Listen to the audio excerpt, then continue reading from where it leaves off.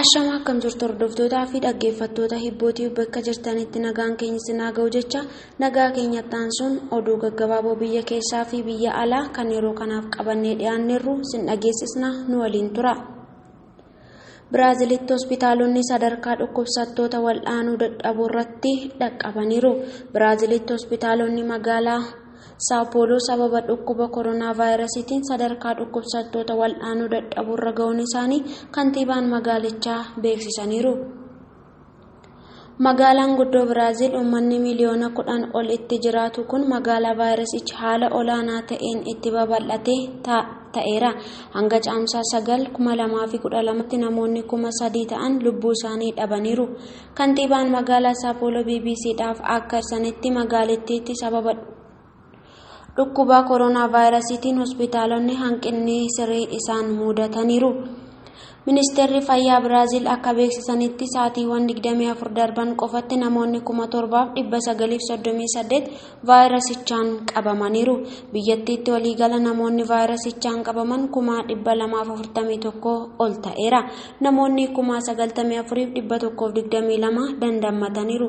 Kun oduu gaarii ta'us namoonni 16,122 lubbuun isaanii darbeera.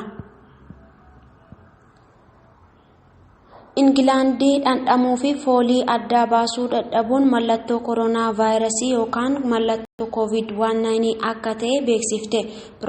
Piroofeesar Joonaan Van Taam Ingilaandii dhandhamuu fi foolii adda baasuu dadhabuun mallattoo dhibee COVID-19 waan ta'uu danda'uuf lammiileen ishee mallattoolee kanneen argan akka adda of baasan beeksifteetti.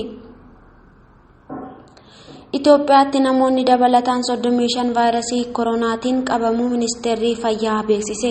Sa'aatii 24 darban keessatti namoota qorannoon taasifameef 1,775 keessa namoonni 35 vaayirasii koronaatiin qabamuun waan mirkanaa'eef walumaa galatti hanga ammaatti biyyattii keessatti lakkoofsi namoota vaayirasii koronaatiin qabamanii 352 gahuu ministeerri fayyaa Dr. Liyaa Taaddasaa beeksisaniiru.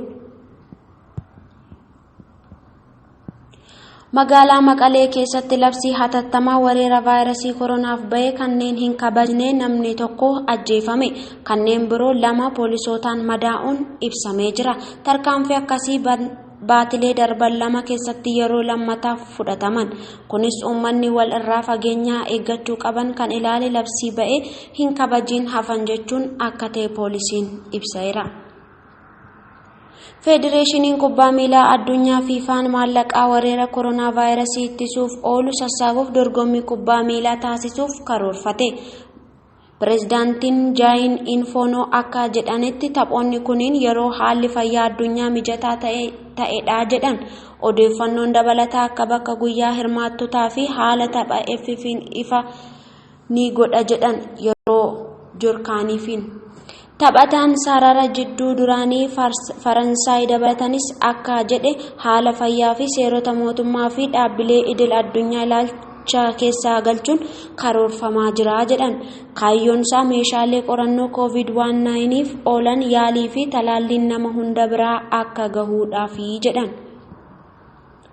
Odeeffannoo waliigalaa COVID-19 Afrikaatti hanga ammaatti lakkoofsi namoota vaayirasii koronaatiin qabamanii 88,145 kana keessa kan dandammatan 34,280 yoo ta'u kan lubbuun isaanii darbe ammoo namoota 2,814 gaheera.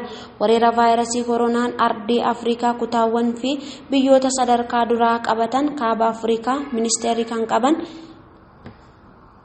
12,764 kan bayyanatan 3,440 kan du'an 645 giddu galeessa Afrikaatti Kaamerootti kan qabaman 3,105 kan bayyanatan 1,567 kan du'an 140 dhiha Afrikaatti Naayijeeriyaatti kan qabaman 5,959 kan bayyanatan 1,594 kan du'an 182 baha Afrikaatti Sudaanitti kan qabaman 2,591 kan bayyanatan 247 kan du'an 500 kibba Afrikaatti kan qabaman 15,515, kan bayyanatan 7,006, kan du'an 264.